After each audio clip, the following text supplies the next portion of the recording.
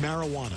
It's the most popular illicit drug in America and a multi-billion-dollar industry. These cartels will stop at nothing in furtherance of the almighty dollar. And you'll never guess where they're growing it. I don't think a lot of the public realizes that these people are here. There's a lot of heat coming right out of there. Could it be in your neighborhood? Would people be surprised to know that their next-door neighbor could be a grower? Not anymore. Plus, medical marijuana recommendations. Some call it a wonder drug. It was the only thing that alleviated any of my symptoms. A battle brewing in California. It is the Wild West right now. Why did they do this to our clubs? This man could face the rest of his life in prison. What happened to Charles Lynch is wrong. I'll lose everything if they take me to jail that day. Why some say our marijuana laws aren't working. The prohibition of marijuana is much more harmful to the user and to society than the actual use of marijuana.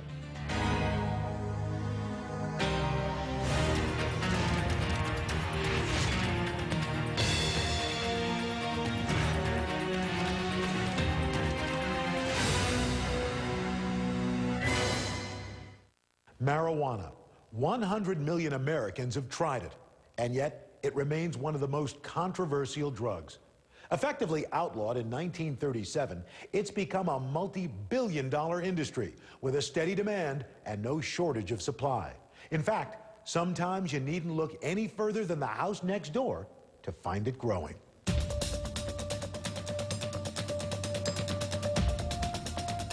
"7:30 in the morning, Miami, Florida. Go up, do a consent. Agents of the Drug Enforcement Agency, DEA, and police gather in a parking lot to get briefed on the day's mission.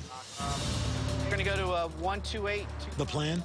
To hit a list of homes they suspect are marijuana grow houses. The registered owner doesn't live at this address, but that's where they delivered it to. They have no idea what or whom they'll find. Anybody got any questions?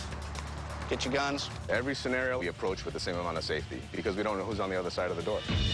While much of the city is still waking up, the agents drive 10 cars deep onto quiet suburban streets where they say secret grow houses blend in with the house next door. This is a nice neighborhood. Nice-looking homes, decent backyards. Would people be surprised to know that there are growers? Their next-door neighbor could be a grower? Not anymore. This used to be uncommon years ago, but now it's quite common. Tony Angeli says grow houses, while not a new phenomenon, are increasing in size and scope. And the typical indoor grow they see, about 100 to 150 plants, is a multi-million-dollar operation. Each plant yields about a pound of marijuana, worth at least $3,500 on the Miami streets, and can be harvested 3 to 4 times a year.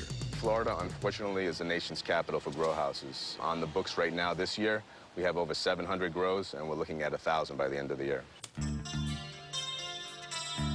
While marijuana generally has a reputation as a mild drug, its illegal cultivation, Angeli says, is serious business, oftentimes involving organized crime. Case in point, in 2006, South Florida police bust a huge marijuana growing operation in the unassuming suburb of Port St. Lucie, Florida, involving 59 houses in all. What set this investigation apart from so many other grow houses that we encounter was the breadth, the level of organization, and the degree of sophistication. The operation was masterminded and financed by a New Jersey business that recruited mostly Cuban immigrants with an irresistible sales pitch. Live in a new home, all expenses paid. Just one catch. Under the relocation package, each homeowner agreed to maintain a grow house for a minimum of 2 years, after which the homeowner had the right to sell the house if he so wished and split the gains 50-50. The grower also got a quarter share of the profits, some houses earning up to $5 million worth of pot a year.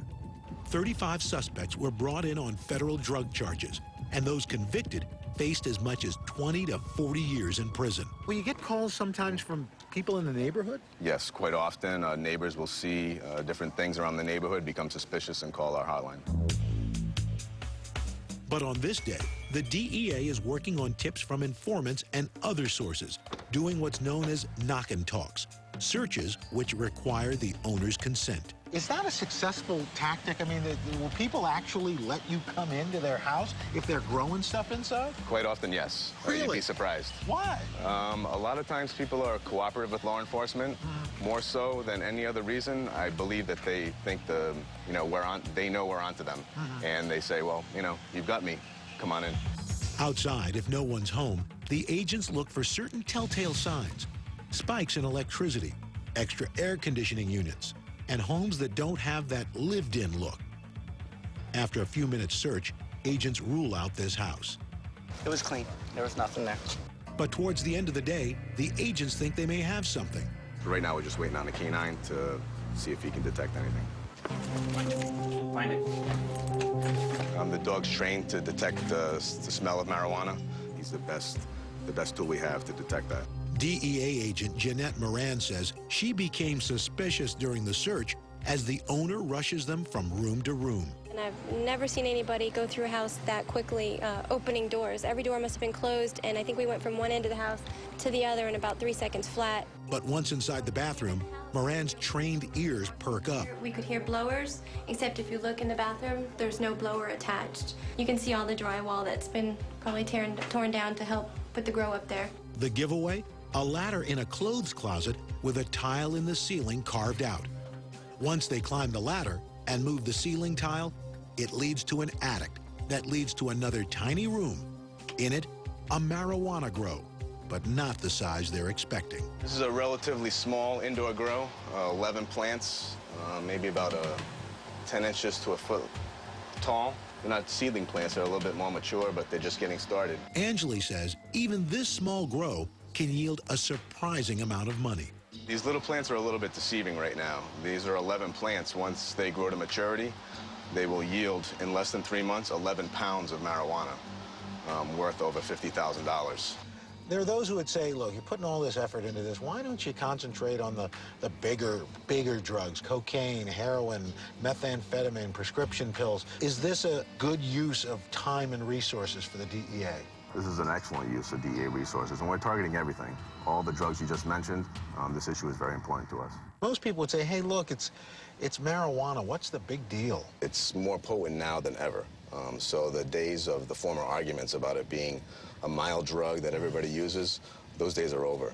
Angeli says controlled conditions and sophisticated growing techniques have made marijuana stronger and therefore more dangerous. The government considers it a gateway to more serious drugs and spends millions of dollars a year on marijuana law enforcement. Pro-marijuana groups argue that in the cases of more potent pot, users adjust their intake and smoke less. And they say there's no evidence that marijuana leads to harder drugs. As for the government's war on marijuana, they say it's expensive and has had little effect on the millions of users.